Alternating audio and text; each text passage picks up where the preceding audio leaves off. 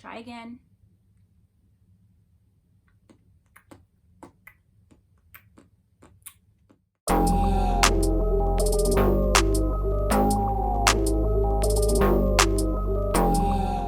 Hey everyone, my name is Sienna and welcome to the studio. So on August 10th, I launched my planning business, and when I launched it, I got a lot of questions from everyone asking me, what is a digital planner? How do I use it? Does it function like a real planner? So that's what we're gonna do today. We're gonna hopefully answer all of your digital planning questions. And at the end of the video, I have a flip through of one of my planners. So be sure to like this video, subscribe to my channel, and let's get into it.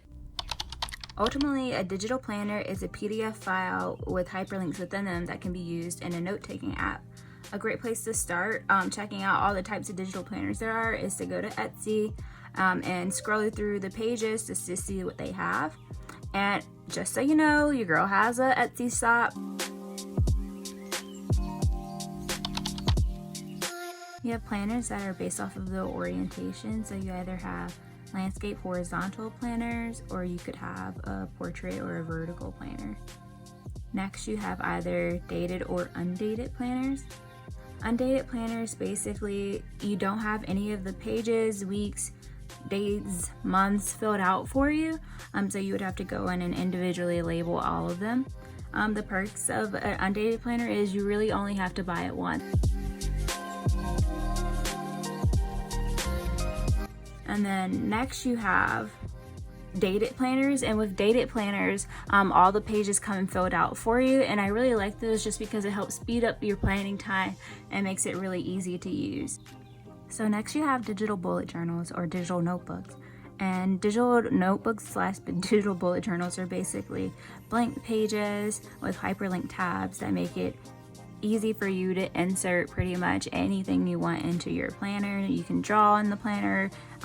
There's lots of free space, and that's why a lot of people like them. What are tabs, you ask? So tabs are these words on the side of your planner, and they have hyperlinks within them to make it pretty easy to get to places within your planner. So basically, if you want to click on index, that will take you to your index within your planner. Or if you want to click on, say, section 1, you will be able to easily be taken to section 1. In this notebook, I have it where all the numbers are hyperlinked, so that will take you to a different page. And if you are interested in trying out digital planning, just to see if that's something you want to do, I have this free notebook on my website for you to go and try out. You just have to sign up for my freebie collection. So you'll need a tablet of some sort to get started. I use a 6th generation iPad, and it does everything I need it to do. It's just a regular schmegler iPad, no Pro, no Air, but I love it, and I've had it for about 3 years now, and it works great.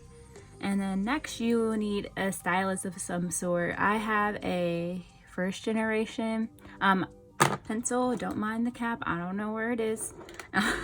I'm terrible at losing things. That's why I actually have my iPad in a tablet holder with a pencil holder on the side, because your girl would never be able to find this pencil, okay?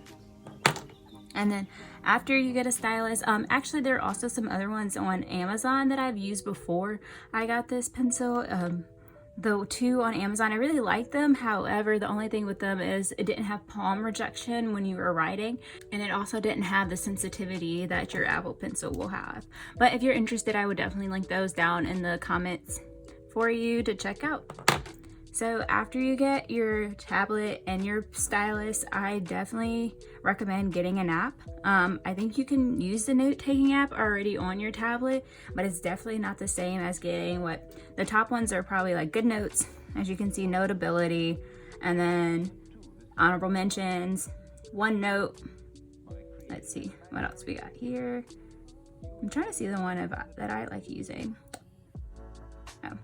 Anyways, oh yeah, Zoom Notes is also a really popular one, and then you have Noteshelf, which is another one that's really popular. So after you purchase your digital planner, you will typically get a link either sent to your email or one right at the checkout screen, and the link will basically be to a downloadable file. You can also be linked to a Google Drive or even a Dropbox. So once you go in, you click on that link. Your file will open up for you, and after you open up your file, you can then export it. So I personally recommend going ahead and saving one to your file so you can have a hard copy, and then you can also have the option to export it to your note-taking app of your choice. So I am going to export it to Noteshelf.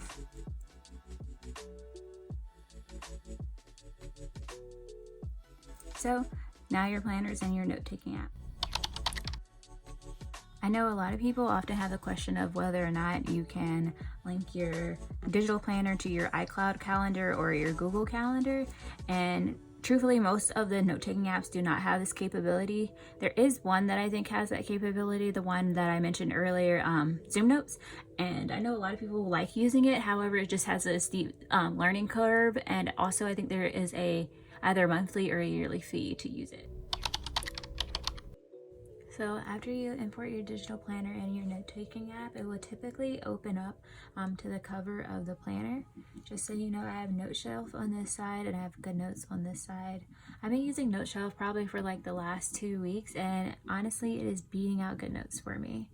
So you're going to want to swipe to your index page. You're going to want to make sure your pen tool is off. That way you're able to select your hyperlinks within your planner.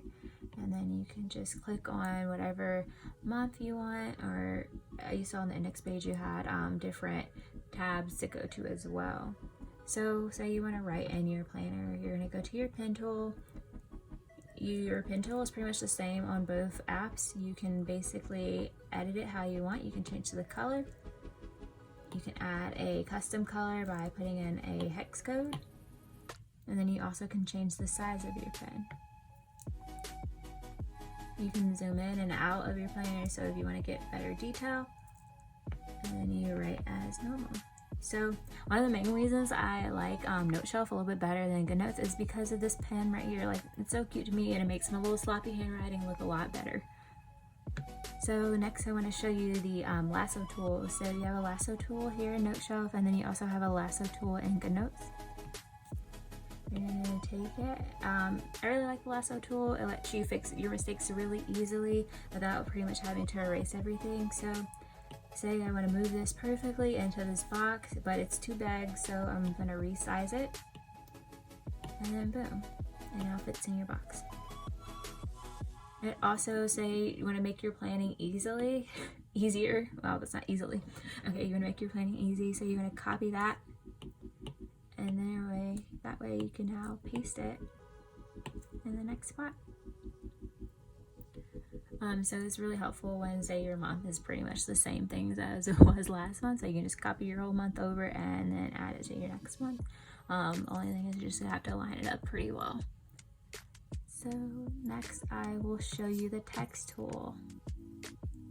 So with the text tool, you basically can type in whatever you want. And then you can move it. Oops. Let's go here. And now you can move it to wherever you want it to go. You can also, I'm not really sure what Noteshelf, I haven't checked that out. Let's try it. But you can sometimes in these apps, you can convert your, handwriting to text, which is neat if you have like decent handwriting, but I don't, because that's not how I spell my name. But we can do it anyways. Convert it to text box, and now I have my name.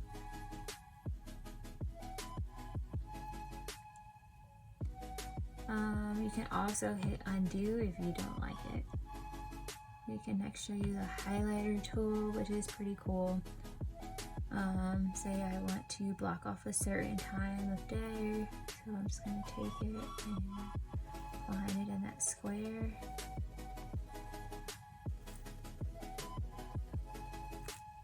So that's kind of ugly. So they also have a really cool function. Is same thing in Goodnotes is a shape tool, which will allow you to get straighter lines and better boxes.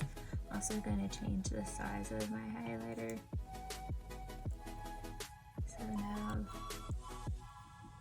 I'm able to, well, not maybe too big, but whatever.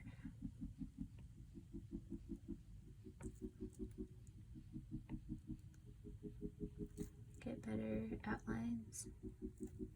And because of the lasso tool, I can resize that and make it look a little better. I know in Goodnotes you can also, when resizing things, you can pull it out on the sides and pulling out on the top, which is pretty nice. I haven't really seen that function in Noteshelf, so if anyone knows that you can do that, please let me know in the comments. So that's pretty much it for, like, you know, your basic writing tools in the planner. Now I'm going to do a quick little flip through of one of the planners that I have in my shop. When I designed these planners, I tried to make them as functional as possible and add as many hyperlinks as I could think of for a undated planner. So the first page that you'll get to after your covers is the index page. Here you have like all my social links, ways to join our freebie collection, and then all of these tabs that will take you to the inserts in the planner. So I have a yearly overview. So in the planner, pretty much your tabs down here are linked to your monthly page, and then any other monthly like tab is going to be linked to your monthly overview. So that's your monthly overview, but then you can also go to May here and then back to your monthly overview there. Within the monthly overview, I have it so you can go back to your yearly overview if you want to, or you can go to your master to-do list. The master to-do list has hyperlinks without it as well. You have 5 tabs, and each of those tabs go to their own page, which is really neat. Next, you have a vision board that you can pretty much jot down all your dreams for the year. I have a bucket list, which I really like filling out because your girl likes crossing things off her list. Next, I have goals, and then you have quarterly goals right here. You have yearly goals and quarterly goals. And these quarters are actually hyperlinked as well. And then if you want to click on December, you'll go to your monthly overview for December. So we'll go back to our index. Next, I added in like a little finance bundle. So you have a net worth tracker, a bill tracker, a no spend page, and I tried to do a no spend this month and I did not go well. So if you guys want to kind of do that challenge with me, I would definitely enjoy it. I may run it on my Instagram later on this month, or actually maybe we can set it up for October. So let me know in the comments if that's something you would be interested in. So next I want to do the project tracker. We have the project planner as well. We have passwords, so these are alphabetized, so it makes it really easy to get to whatever page that you want to. You have like, you might go to X, so say you have, I don't know, a Zoto account, I guess, which is, just so you know, Zoto is the Android option for a note-taking app that I heard people really like as well. And say you run out of room on your page right here, you can honestly just go in and duplicate that page by holding on it, and that way now you have 2 of them. So what did I duplicate? The letter B, so now you have 2 letter B's. So next we're going to go back to our index, go to our recipe page, which I love writing down my recipes. The girl has all the cookbooks.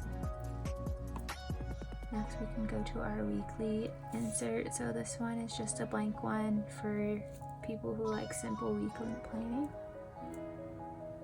And then you have a daily page for when you need it. So let's go to October. So within this you have different tabs as well. You have a habit tracker, which takes you to your October habit tracker. You have a budget tracker, a monthly budget basically. And then if you want to, you can go back to October here as well, instead of going down here. Next, you can go to your wellness page, and then if you want to go to your weekly page from your wellness page, you just click it. And then lastly, you have a goal planning page, so that will take you to your quarterly goals. That way you can add it into your week or months whenever you need them. So lastly, I will show you another one. So your months also have 5 weeks, all of them. So you can go to your weeks by clicking on one of these numbers, or you can go to your weeks by clicking on the first square of the week. So next you have a notes page. Or actually, it's not a notes page, it's a whole notebook that I included. You have different inserts within that as well, whenever you don't just want a blank page.